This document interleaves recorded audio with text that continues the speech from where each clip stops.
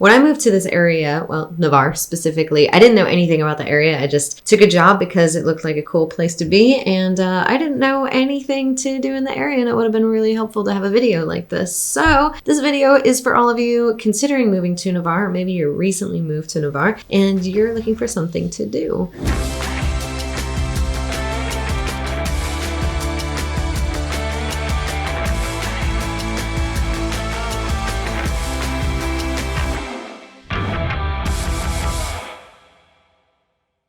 I'm AJ, and this is Andrew. And we're local realtors here on the Emerald Coast. We just want to first start by thanking all of our returning viewers and, of course, our subscribers and anybody else that is finding us for the first time. Thank you. We do videos everywhere from Pensacola to Panama City Beach and everything in between. So if that is information that might be interesting to you, then go ahead and hit that subscribe button and then ding that little bell so that you'll be notified every single time we do a new video. We've been getting calls, texts, Facebook messages, and we absolutely love it. We love hearing from you guys. So if you have any questions about the area, you're thinking about buying, selling, moving to or from the area, go ahead and give us a call or send us an email, whatever feels most comfortable to you. All of our contact information is on the screen. All right, there are a lot of things to do in Navarre, so us narrowing down this list down to 9 doesn't even put it close to the perspective that you really need to enjoy Navarre fully. But we're going to go ahead and start with number 1 on our list, and that is Juana's Pagodas. We just call it Juana's. I think the full name is Juana's Pagodas. It's so hard to say when we're just so used to saying Juana's. It is one of the more popular spots out here to be out on the water. It's a bar, restaurant. They've got lots of different things to do. They've got some beach volleyball there that you could sit there and watch. It's right there, located on the sound side, right when you go over the bridge. So how this is laid out in Navarre is you've got Highway 98, which is the main one that runs along the water, and then there is a bridge that goes onto a barrier island, and this barrier island kind of slows down some of the waves from getting to the mainland. So on that barrier island is Navarre Beach, and that's where Juana's is located. So lots of fun stuff to do there. They've got some pretty cool stuff that's generally going on. They do some live music and stuff. I went out there a few months ago, and they had these country writers up there, and they wrote some really big name country songs by some big people. They weren't the ones that originally got it popular. They just wrote it, and so they were going through their whole process of, hey, here's how we did it, here's where this song came from, here's what it meant to us, and then they sing it to you and stuff. And really cool, very unique kind of experience there. And when I went there, it was random, it was not intentional, and that's the kind of stuff that's always going on at Juana's. So if you're looking for a good spot there, or if you're looking for a great place to have a drink or maybe dinner with watching the sunset,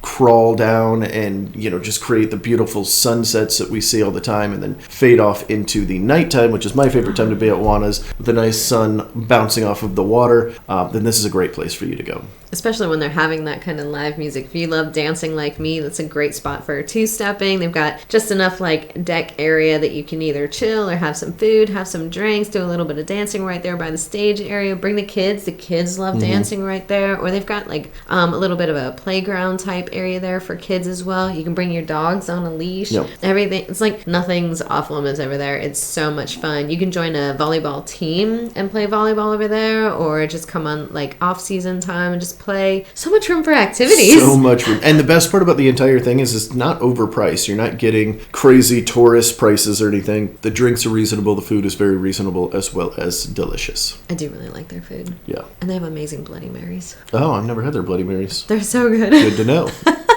So that'll take us into our second, these are not in any kind of order, so let's not get it twisted. These are not our favorites or anything. These are just 9 things that we thought of to do. So I wouldn't say any of these are, I'm sure one of them is our favorites, but they're not in any kind of order of most fun versus least fun. They're just kind of all over the place things to do. But number 2 on our list is going shelling. It's actually something really popular. So while Juana's is kind of on the north side of the barrier island, so it's going to be on the sound, if you head south just a little bit more, and you can even walk there, you'll have actual Navarre Beach right there on the Gulf side, and that's where you're going to get the shelves. A ton of shelves pile up right there on Navarre Beach, more than anywhere else in our area, really. And the best time to go is first thing in the morning before it's crowded, because while the shells are coming through all day and all night, there are a bunch of people on the beach during the day. All those shells are getting picked up. So first thing in the morning, the shells have had all night to accumulate on the beaches, so you're going to find the best ones first thing thing in the morning. Yep. It is a very popular activity here in Navarre. You're not going to see it as much in some of the other cities that we have, but still a cool thing to do. And the kids love it too, because they get to dig in the dirt and in the water. You can be like sipping your coffee from your Yeti while, the kids are playing in the water, and you're just watching them and holding shells for them, because, that's what we do as parents, is we hold things for our kids. It's like the forever job. I am the giant pocket that holds everything.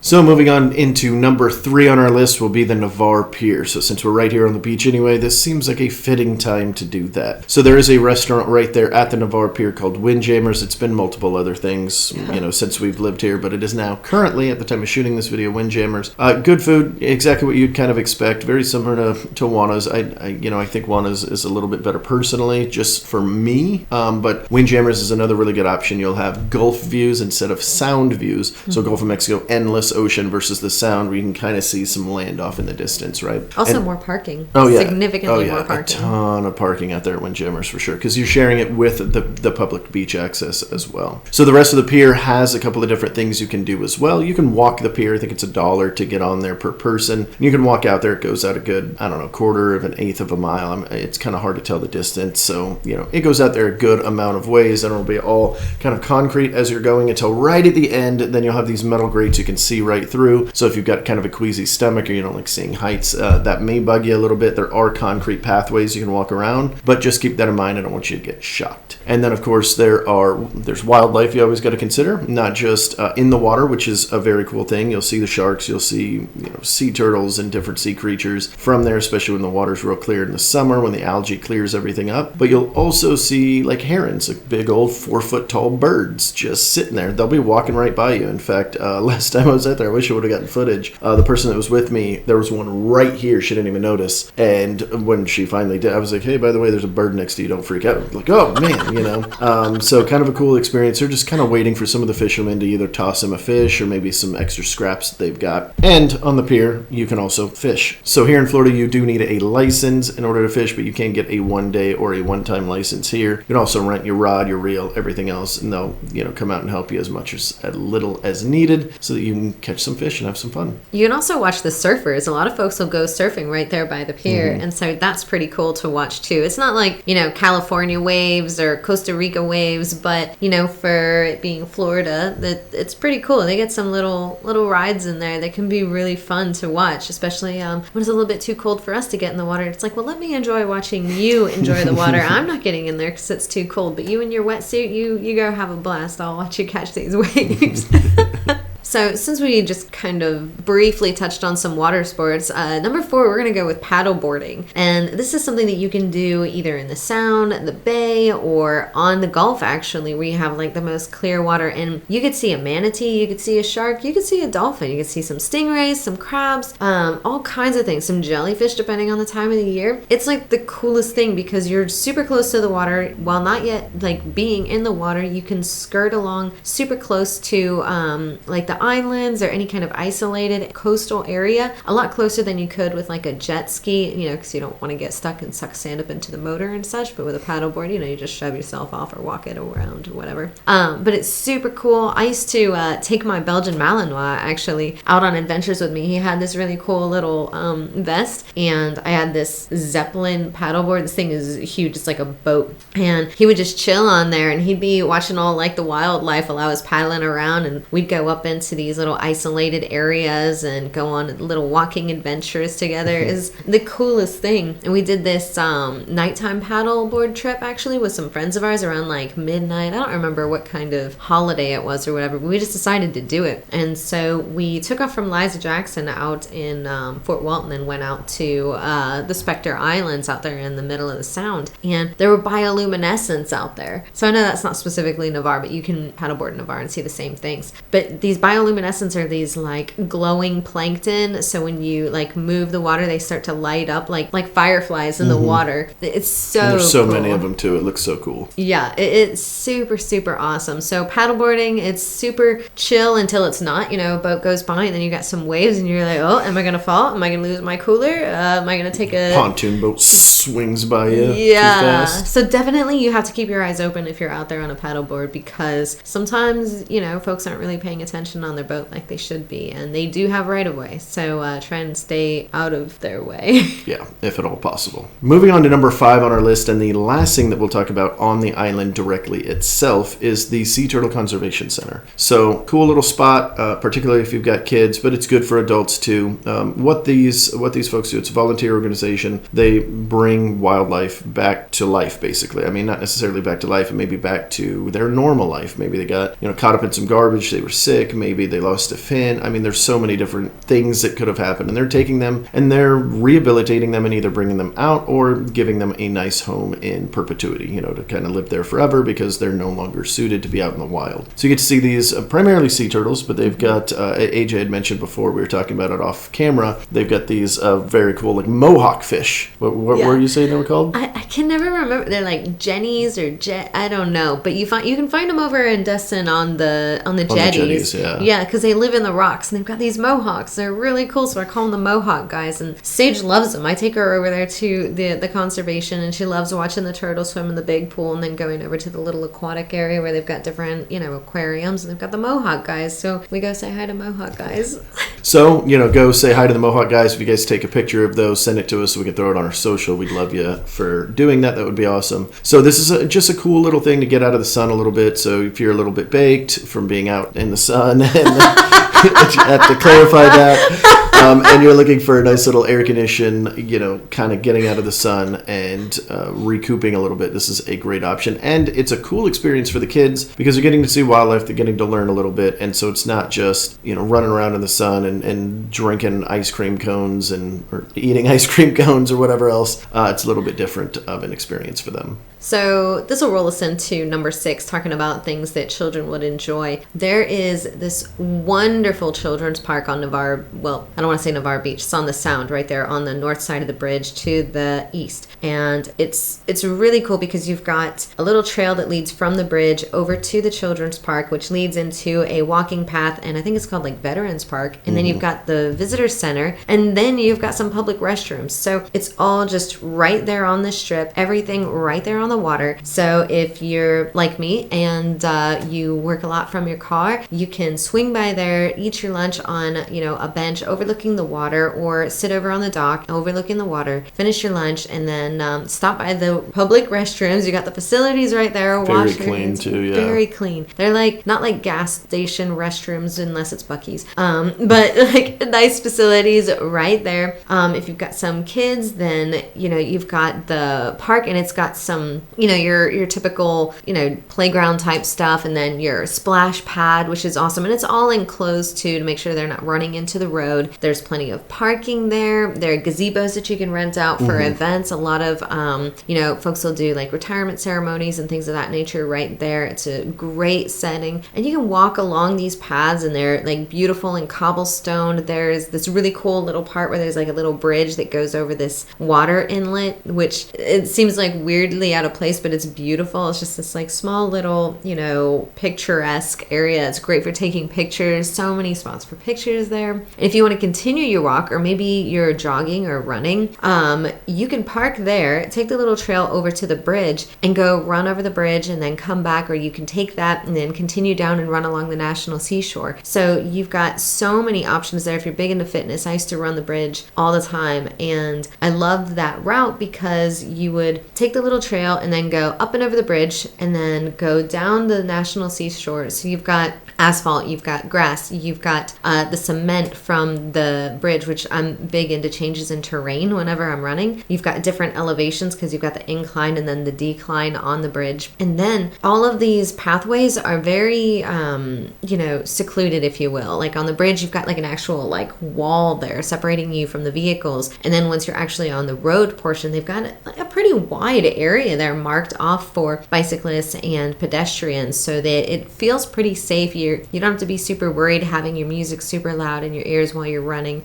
It's one of the safer running trails that I've been on. And you'll see people like walking their dogs and stuff, which are sometimes cool to run by, sometimes not as cool to run by. But for the most part, like I've never had an issue. I've always thought like they've always seemed really super friendly, and you get to look at all the different architecture while you're doing it. So all that to say, that park area is amazing and so much room for activities.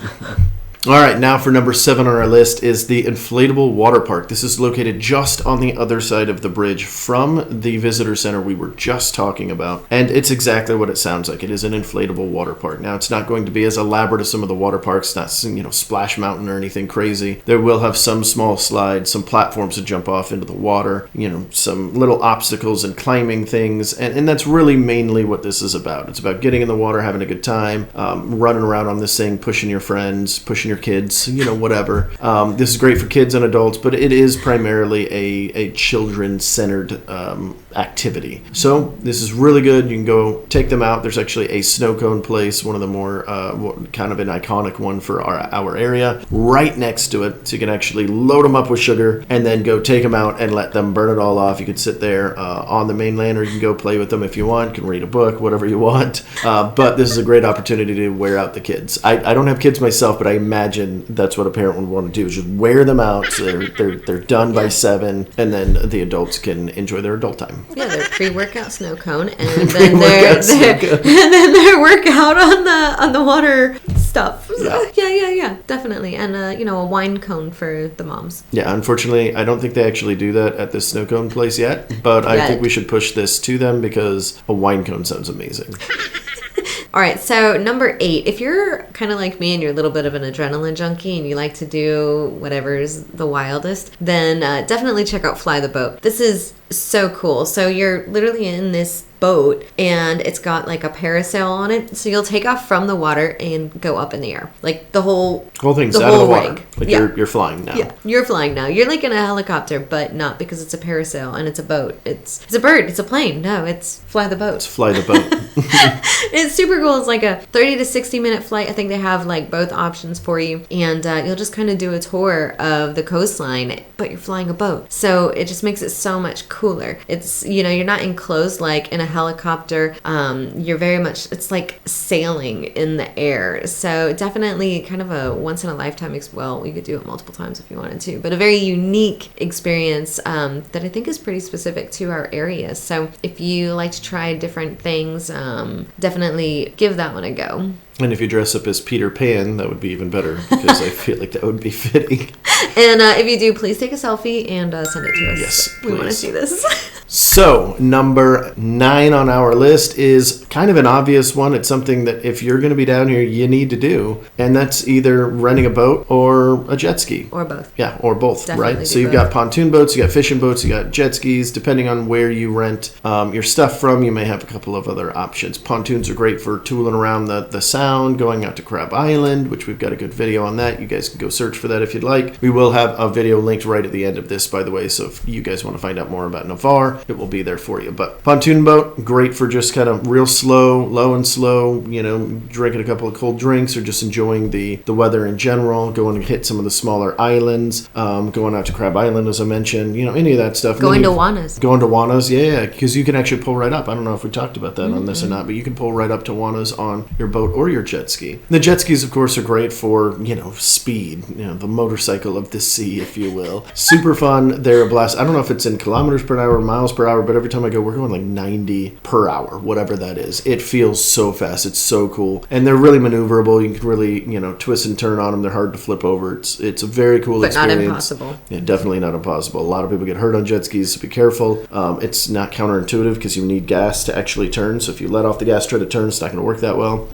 But very cool. You can rent these right there on the Sound, so very close to where the inflatable water park is that we were just talking about. In fact, it's literally next door for one of them, and there's a couple in Navarre that you can rent from. So great activity to do if you guys are going to be out here living in Navarre. It is a good option. A lot of it actually too, because you could buy a boat for like $500-$600 a month, let's say a pontoon. Whereas if you're only taking it out 5, 6, 7 times a year, you can just rent it for $400 to $600 and if each you're go splitting around. that cost with friends, yeah, then it makes it a lot cheaper, and then you don't have the maintenance. You don't have to worry about cleaning. You don't have to worry about really anything other than just enjoying your time out there on the boat. Yeah, if you're like me and you typically run your vehicle to empty and then you have to worry about filling it back up and it's like an inconvenient time. You're going to like wash it and everything. No.